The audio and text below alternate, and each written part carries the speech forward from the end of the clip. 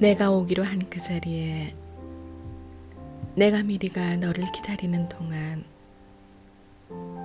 다가오는 모든 발자국은 내 가슴에 쿵쿵거린다.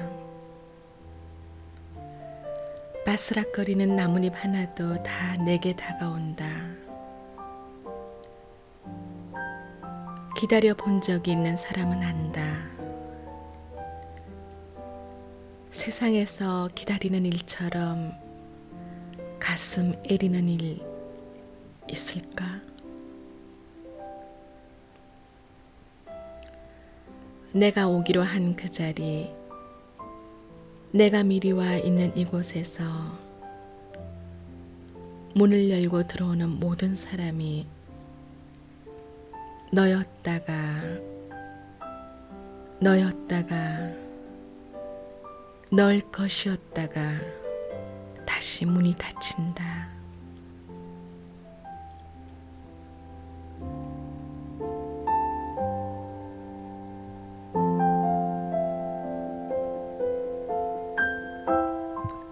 안녕하세요, 이현지입니다.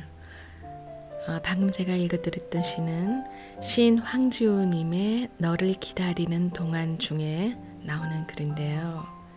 어떠세요? 여러분이 이 시를 읽으면서 나도 그랬는데 어쩜 저래 나하고 상황이 똑같지 하는 생각을 한 사람들 분명히 있을 테요. 그죠?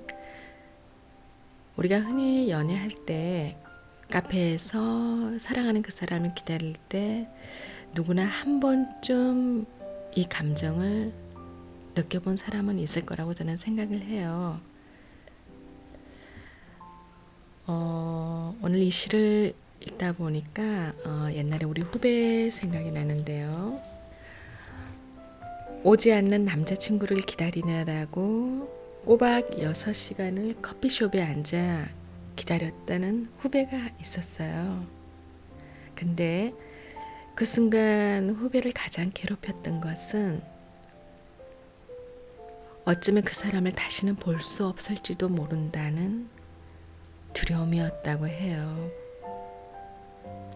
혹시나 하는 그의 변심, 혹시나 하는 교통사고, 이 두 가지 생각이 기다리는 내내 교차하면서 그녀를 너무 공포스럽게 만들었다고 해요. 왜 우리도 그럴 때 있잖아요. 기다리는 사람이 약속 시간에 훨씬 늦게 도착하지 않을 때는 정말 머릿속으로 별별 생각을 다 하죠. 혹시 무슨 사고가 나지 않았을까? 교통사고가 나지 않았을까? 그때 그 불안감은 이루 말로 표현할 수가 없을 텐데요. 그런데 또 이런 생각을 하는 사람도 있다고 해요. 이 사람이 혹시 나한테 실정이 나서 나를 바람 놓는 걸까? 그렇게 생각하는 사람도 드물게 있다고 해요.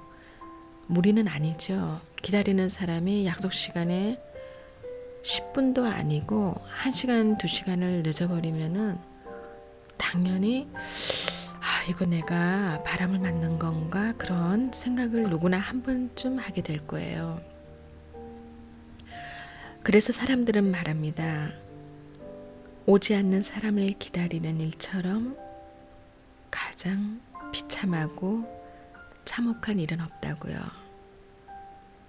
그렇게 후배는 6시간을 커피숍에 앉아서 정신이 나간 듯 남자친구를 기다리고 있었다고 해요. 과연 어떻게 된 일일까요? 근데 잠시 후 반전이 일어났어요. 한참 후에 연락을 받은 남자친구가 커피숍으로 헐레벌떡 전화를 해왔습니다. 헐레벌떡 뛰어온 게 아니라 헐레벌떡 전화를 해왔다면은 어느 정도 당황을 했는지 그 상황을 연상이 되죠. 그죠? 남자친구가 커피숍으로 전화가 오자마자 후배는 눈물 콧물 범벅이 된 채 전화기를 받고 오해를 했다고 해요. 어떻게 나한테 이럴 수가 있어? 자기 어떻게 나한테 내가 싫으면 싫다고 얘기를 하지 어떻게 나한테 이렇게 바람을 맞힐 수가 있어? 후배는 남자친구의 변명도 들을 생각도 하지 않고 일방적으로 막 통화 너머로 혼자 울면서 막 하소연했다고 하는군요. 그런데 잠시 후 남자친구가 이번에야말로 헐레벌떡 문을 열고 막 뛰어 들어오더래요. 그리고는 너무나 기가 차다는 표정으로 이렇게 말하더래요. 야, 이 멍충아, 우리가 만나기로 한 날은 내일이잖아, 내일. 휴대전화가 없던 시절 한편의 꽁트 같은 이 이야기를 얼마 전 후배가 불현듯 꺼냈어요. 자신이 살아오면서 그때처럼 지옥 같은 순간이 없었다고요. 만약 그때 그가 오지 않았더라면 아마 그 자리에서 쓰러져 그대로 죽을 수도 있었다고요. 왜 안 그랬겠어요? 그런 심정은 아마 당해본 사람은 느낄 수가 있겠죠. 그렇잖아요. 사랑하던 남자친구에게 자신이 버림받았다고 생각하면 그래서 그 남자가 오지 않고 바람을 맞히는 거라고 상상을 하면 그 심정이 얼마나 비참하고 참담할까요? 그죠? 물론 오해였지만요. 누군가를 기다린다는 건 그렇게 속이 까맣게 타들어가 죄가 되는 일이죠. 누군가는 그러더군요. 세상에서 가장 고통스러운 일은 기다려도 오지 않는 사람을 기다리는 일이라고요. 누군가를 애타게 기다려보지 않은 사람은 사랑을 할 자격이 없다고요.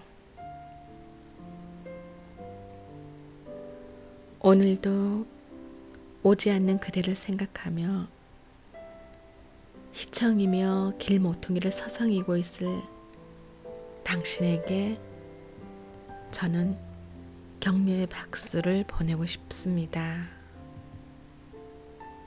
당신이 기다리는 그 사람은 꼭 옵니다. 믿으세요.